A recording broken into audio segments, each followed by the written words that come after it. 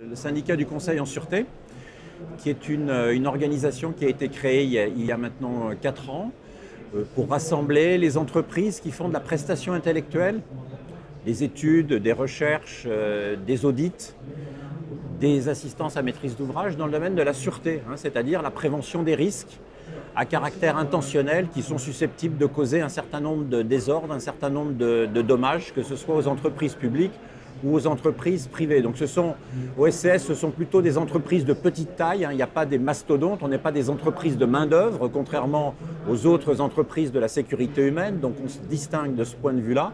On a même beaucoup de membres qui sont des consultants individuels. Les actualités pour ce qui concerne les activités du conseil en sûreté sont liées à l'actualité globale dont on va parler.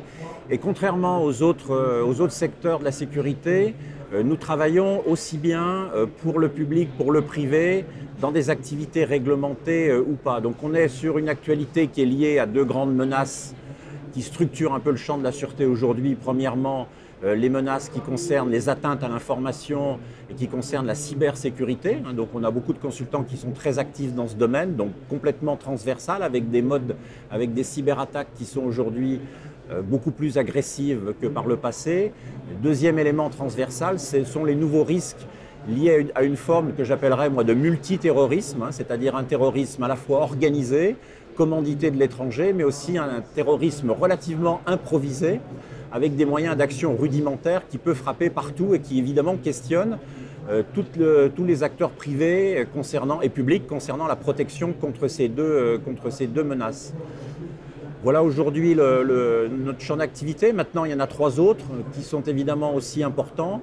Le premier concerne la mise en œuvre des technologies, l'optimisation des technologies pour nos clients en termes financiers, c'est-à-dire comment on fait pour mêler des technologies anciennes comme la vidéoprotection, mais aussi nouvelles avec des formes d'intelligence artificielle, comment on fait pour travailler avec la robotisation qui envahit l'ensemble des services, comment on fait pour travailler avec les drones. Donc on est beaucoup sur ces questions-là d'optimisation des moyens technologiques, évidemment, pour faire baisser les coûts. Il y a une dimension économique aussi dans notre métier. On est auprès de clients pour optimiser l'offre de sécurité, mais aussi pour faire diminuer les coûts. Il y a un autre sujet qui est beaucoup plus orienté en direction des politiques publiques de sécurité.